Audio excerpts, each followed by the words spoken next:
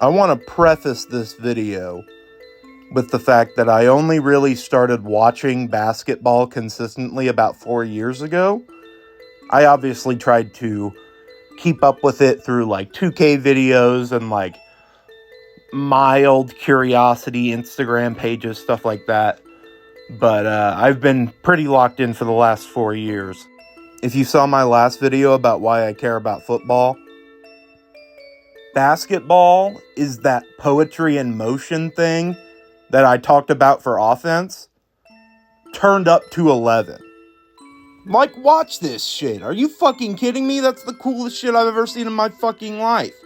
Even if you don't know who Luka is, or who Kyrie is, or God forbid, who Derek Jones Jr. is, it is so fucking cool in and of itself that you don't need any prior context to know that that's sick as fuck.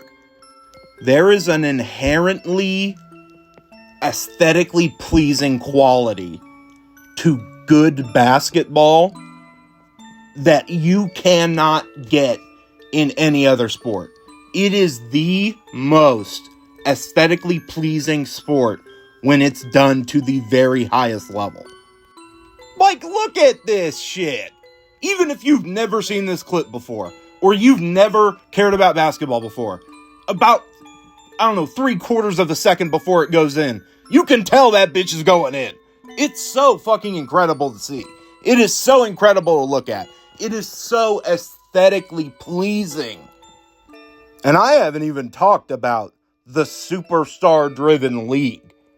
Like, if you think there are superstars in the NFL, like Patrick Mahomes or Josh Allen or Lamar Jackson, right? Go to basketball, and there are people carrying their whole team by them fucking selves. Consider for a moment just the finals right now.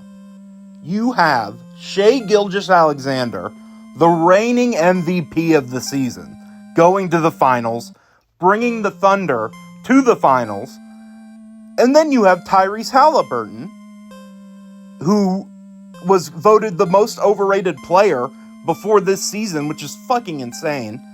On the Pacers, you have Pascal Siakam, who is a former most improved player.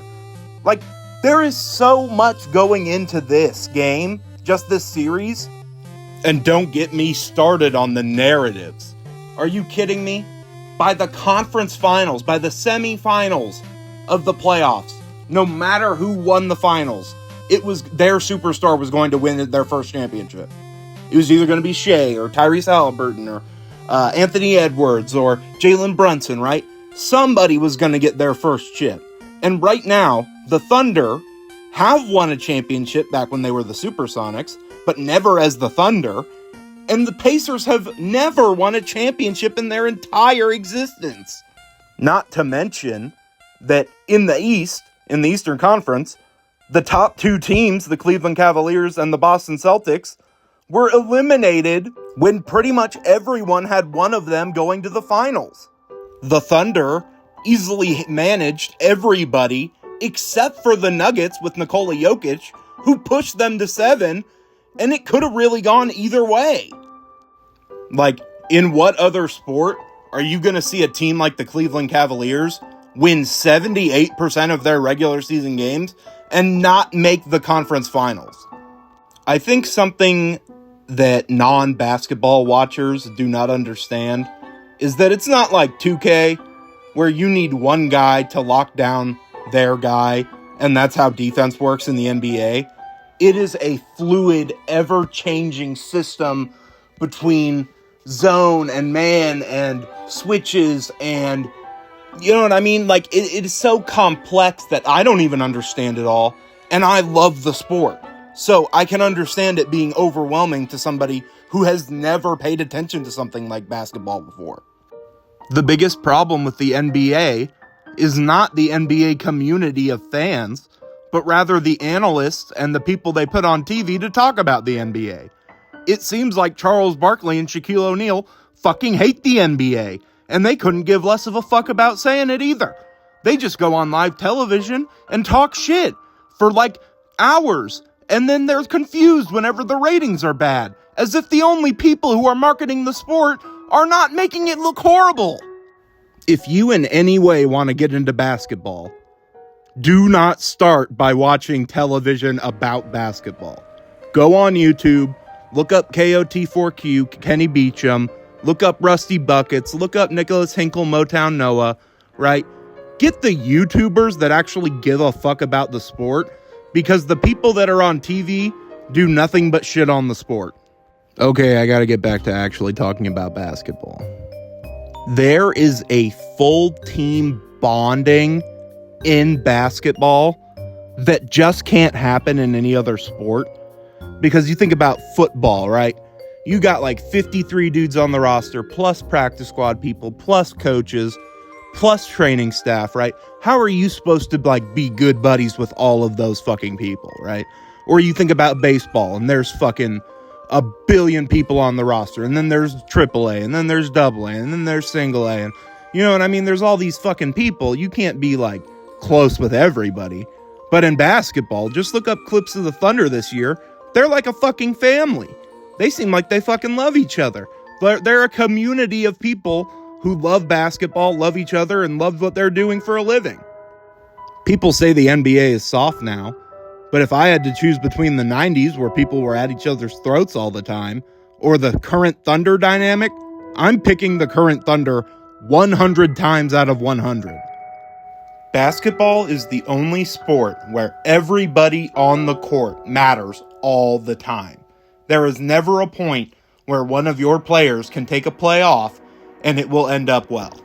Honestly, football and basketball are the only sports where you can stop the footage, go back, and watch a specific player, and you can see every single way that they were able to win.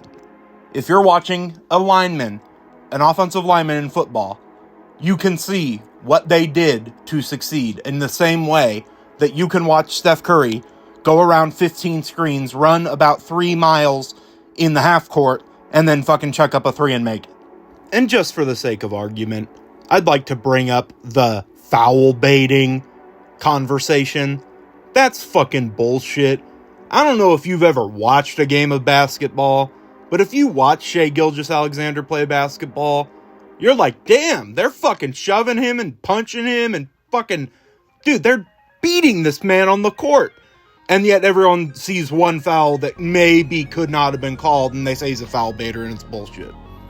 I truly believe that there is no other sport, not football, not baseball, not MMA, nothing, where you can come back as spectacularly as you can in basketball. Just look at the Indiana Pacers this year. Game 1 against the Knicks. They come back 8 points in under a minute, tie the game, go to overtime, and then win the game. There is something so magical about the game of basketball that when something like a big comeback happens, it feels destined to happen. Basketball destiny is something you cannot avoid. And I haven't even talked about college basketball. Oh my goodness, March Madness is the most exciting tournament series of any sport ever. It is more exciting than the NFL playoffs. It is more exciting than the MLB playoffs. It's more exciting than the NBA playoffs. Imagine, if you will, 64 teams from all across the country in a single game elimination tournament. Anything can happen. Anybody can upset anybody. And it is the most exciting thing in sports other than the NFL draft. If you have never spent the time to watch a basketball game, whether it be NBA or college, right now it's NBA. If you have never taken the time to see one, please watch the finals. Watch one game of the finals. I'm not going to tell you to illegally pirate something. That is illegal and immoral, and I would never recommend it. So just for the sake of your safety, do not Google NBA Stream Free on Google. It's not worth it. It's illegal. Do not do it. I do not recommend it. I would never do it. Don't do it. But if you want to watch basketball, you definitely should. You should buy the NBA Game Pass and watch all the basketball that you can suck down your gullet. The moral of the story is that basketball is poetry in motion. And if you want to see some of the most impressive athletes doing some of the most impressive things you have ever seen, take the time to watch some NBA or college basketball. It is worth your time. It is worth the dedication. And I think that you will immediately become hooked if you take the time to understand it and watch some games.